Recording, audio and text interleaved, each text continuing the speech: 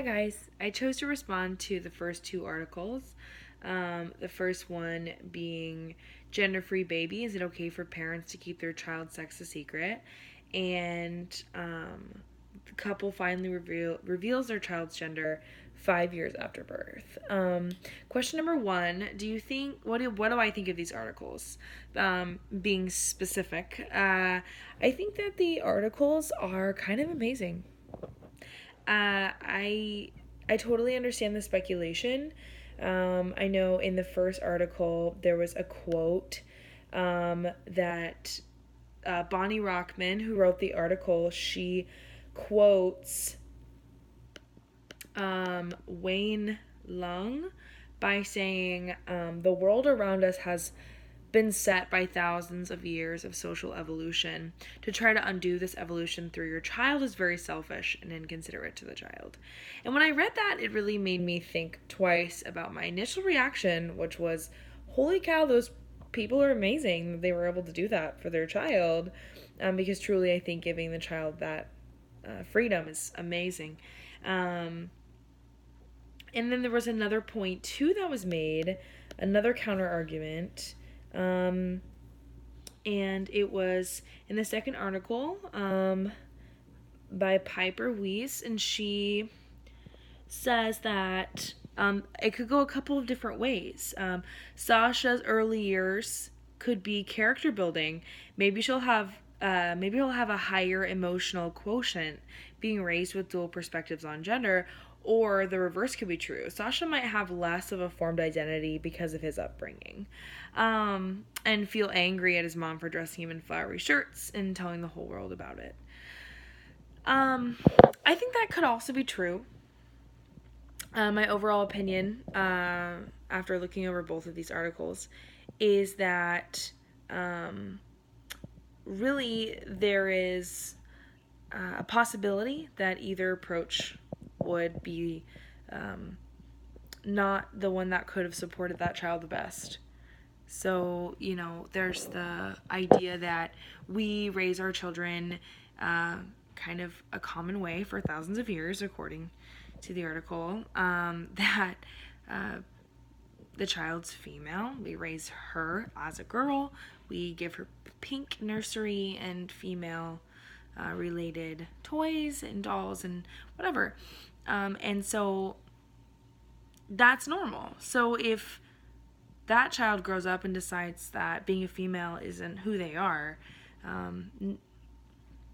most of the time we accept, oh, well, the parents did what they were supposed to do, and then, it just didn't turn out to be the right thing for that child. And you could argue the same thing about doing it this way. It's just that it's not as normal to see. So somebody could easily say, well, I was doing what I thought was going to be right for my child, because then it gives them the possibility to create their own identity, and to not be put in a box and have to play with specific toys and what have you. And so my opinion of these articles is that either way could be the right thing to do for that child. I know that there was a quote in the second article where there are parents that try to gender neutralize their child, and then there was an example of a girl that was like, no, I want to wear dresses. I want to be like, I want to wear pink and I want to have glitter. And so it just depends on that child, I think. And that's just the gamble. That's the risk that you're taking when you choose to raise your child, and depending on how you choose to raise them. Question number 2, do you think it's possible to gender neutralize a child? Why or why not? I do think so. I think it's possible. I just think it's very, very challenging. My reasoning to that is that there's, it's more common to not gender neutralize your child. There's a girls' and a boys' bathroom. In school, there's girls' uniforms and boys' uniforms. I think that I'm crossing my fingers it's going to get easier over time. I don't think it's impossible, but I think it's pretty close. By a certain age, they're required. Like in the second article, they with Sasha, by the time Sasha was going to school, they needed to know what Sasha's gender was. So Sasha is now known to the world as a boy. And so I don't think it's impossible, but I think it's really hard. And I think you would have to live in really specific circumstances in this day and age to make it work. But I do think that the more people that do it, the easier it's going to get. And then are girls and boys really the same? How are we similar and how are we different?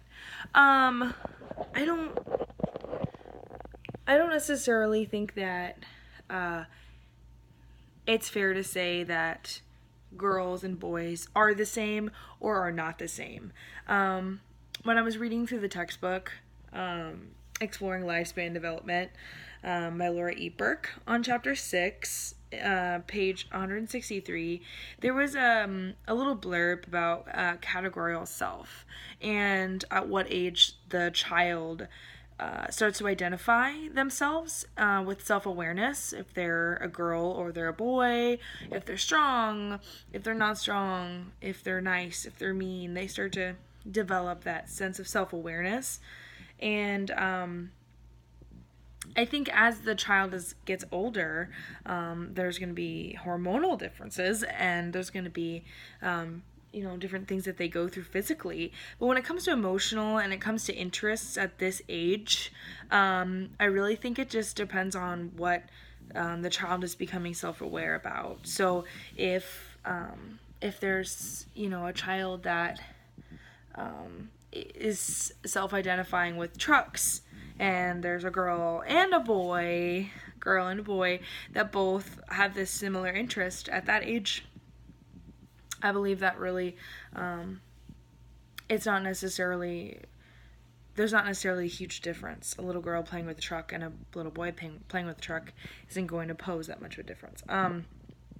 Do I think as they get older and become adults, there could be differences, physical differences, but I do think that, again, that's case specific.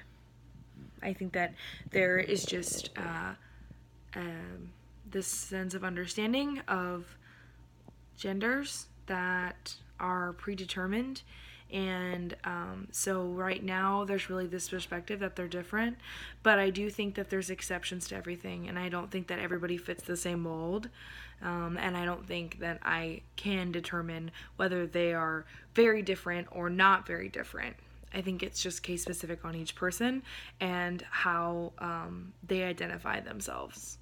So thank you so much for listening, and I had a great time reading these articles. I look forward to seeing everyone else's videos and responses. Thanks.